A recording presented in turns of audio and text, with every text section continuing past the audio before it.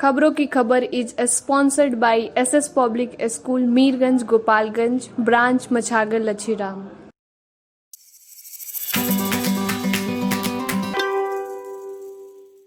मैं हूं दया शंकर और आप देख रहे हैं खबरों की खबर। आज की संक्षिप्त खबरें। बिहार विकास विद्यालय के निदेशक एवं प्राइवेट स्कूल यूनियन के सचिव अनिल श्रीवास्तव का आज जन्मदिन है। जन्मदिन के मौके पर सोशल मीडिया में उनको लोग बधाई देते नजर आए। हथुआ थाने के मोहिचा गांव में अपने माता पिता के साथ सो रही एक 13 महीने के बच्ची को आदमखोर जानवर लेकर के चला गया। सुबह में जब माता पिता ने देखा तो उसकी बच्ची नहीं थी। खोजने पर बच्ची पास के झाड़ी में मिली। लायंस क्लब मीरगंज ने गरीब लोगों के बीच कंबल बांटे। क्लब के सचिव रविंद्र केसरी ने बताया कि आज शहर के विभिन्न मोहल्लों में गरीब लोगों के बीच 151 कंबल बांटे गए। इस मौके पर अध्यक्ष निखिल गुप्ता, कोषाध्यक्ष रवि केसरी, सचिव रविंद्र केसरी, राजेश गुप्ता, मिथिलेश तिवारी, ज्योति भूषण, कृष्ण कुमार, अनुज जायसवाल सहित अन्य सदस्य उपस्थित थे।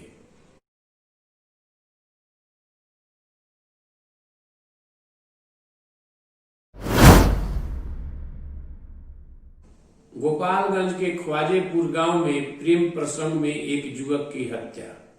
आरोपी युवक के शव को अपने घर में ही रखा था। कुचायकोट बाजार में रुई व्यापारी के हत्या के मामले में पुलिस ने एक नामजद अभियुक्त को पकड़ा। कुख्यात आदित्य तिवारी दिल्ली से गिरफ्तार। गोपालगंज पुलिस ने दिल्ली में जाकर हत्या, अपराध, रंगदारी के मामले के अभियुक्त आदित्य तिवारी को उसके 2 साथियों के साथ दिल्ली में पकड़ा। कोरोना के कारण तकरीबन 10 महीने से बंद पड़े स्कूल कल से खुलेंगे।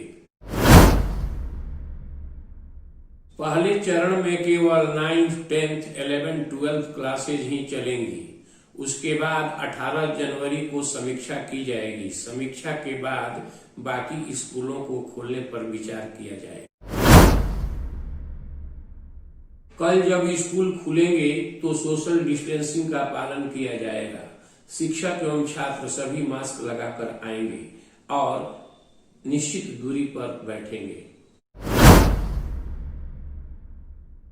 शिक्षा विभाग ने सभी निजी और सरकारी स्कूलों को सोशल डिस्टेंसिंग एवं गाइडलाइन को पालन करने का निर्देश दिया है। मीरगंज के साहित्यकार कवि पप्पू मिश्र ने भी नए साल पर बधाई दी है। जनुज नेही प्रेमी सभी क्षेत्रवासियों को नव वर्ष की दिलकश शुभकामनाएं। आप सभी नई ऊर्जा, नई मोहब्बत, नई आशा, नई आकांक्षा और शुद्ध सोच के साथ नई राह और नई दिशा की ओर निरंतर कदम बढ़ाते रहें, हंसते रहें, मुस्कुराते रहें। सादर नमन, हार्दिक अभिनंदन। कल मीरगंज के प्राइवेट स्कूल के संचालकों की एक मीटिंग एसएस पब्लिक स्कूल में होगी। इस मीटिंग की अध्यक्षता यूनियन के अध्यक्ष बीएन राय करेंगे। इस मीटिंग में नगर के सभी प्राइवेट स्कूलों के शामिल होने की संभावना है। गोपालगंज में एलिवेटेड कॉरिडोर बनने का रास्ता साफ हो गया। अब गोपालगंज में एलिवेटेड कॉरिडोर बनेगा, जिसका काम मार्च से शुरू होगा। एलिवेटेड कॉरिडोर बनने से शहरवासियों को जहां जाम से निजात मिलेगा, वहीं एनएच पर दूर की यात्रा करने वाले लोगों को भी सहूलियत होगी। कल जिला प्रशासन गोपालगंज ने DM Arshad Aziz, DDC Sajjan are, और एसपी मनोज तिवारी की भावभीनी विदाई की। भाजपा के प्रदेश अध्यक्ष डॉक्टर संजय जायसवाल भारतीय सांसदों में सर्वश्रेष्ठ सांसद चुने गए। फेम इंडिया एवं एशिया पोस्ट ने संयुक्त रूप से सर्वे किया था, जिसमें भारत के 21 सर्वश्रेष्ठ सांसदों का चुनाव किया था। उसमें संजय जायसवाल का भी नाम था। सर्वश्रेष्ठ सांसदों की सूची में संजय जायसवाल का नाम होने से लोग उनको बधाई दे रहे हैं। खास करके भाजपा नेता कार्यकर्ता उनको बधाई दे रहे हैं। लाजपुर के मुखिया शैलेश ओझा एवं उनके परिजन आज भी दहशत में हैं। पुलिस उनके घर पर हुई हमला की गुत्थी नहीं सुलझा पा रही है। उनके परिजन पुलिस से पुलिस सुरक्षा की मांग कर रहे हैं।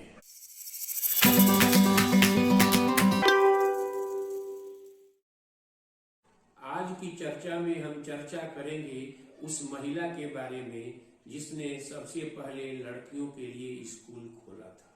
जी हाँ, आप ठीक समझे। आज हम सावित्रीबाई फुले के बारे में चर्चा करेंगे।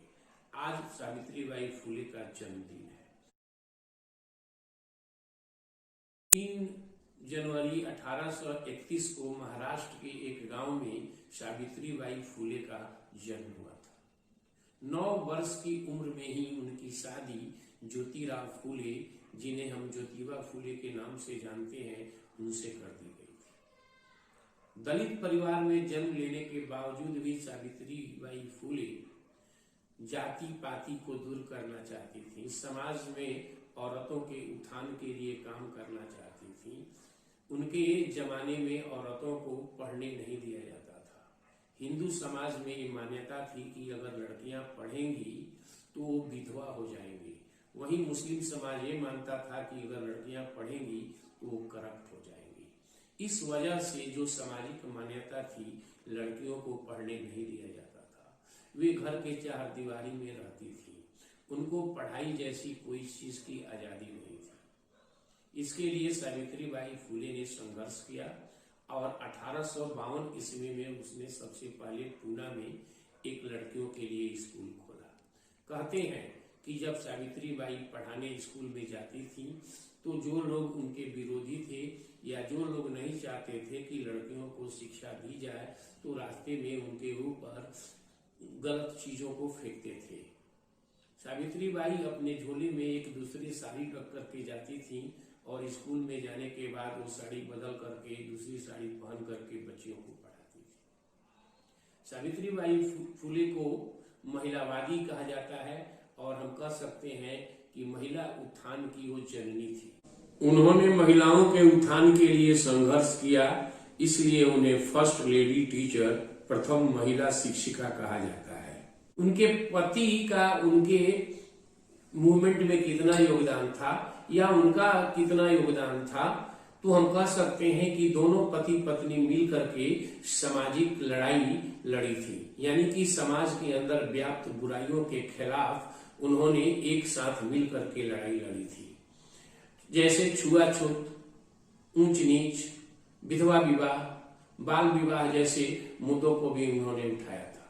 इसके बाद भी सावित्रीबाई फुले एक आदि कवि थी, यानी कि उन्हें मराठी भाषा का आदि कवि कहा जाता है। उनकी कविताओं में हम महिलाओं की स्थिति के बारे में देख सकते हैं, सुन सकते हैं, समझ सकते हैं। उन्होंने आजीवन, वैसे तो उन्होंने बहुत सारे काम किए, लेकिन आजीवन उन्होंने महिलाओं के उत्थान के लिए काम किया। आज की चर्चा में बस इतना ही। खबरों की खबर के अगले एपिसोड को देखने के लिए दिए गए लिंक को क्लिक कर आप हमारे चैनल को सब्सक्राइब करिए, लाइक करिए, कमेंट करिए। हाँ, हमें बताना न भूलिएगा कि आज का प्रोग्राम आपको कैसा लगा। धन्यवाद।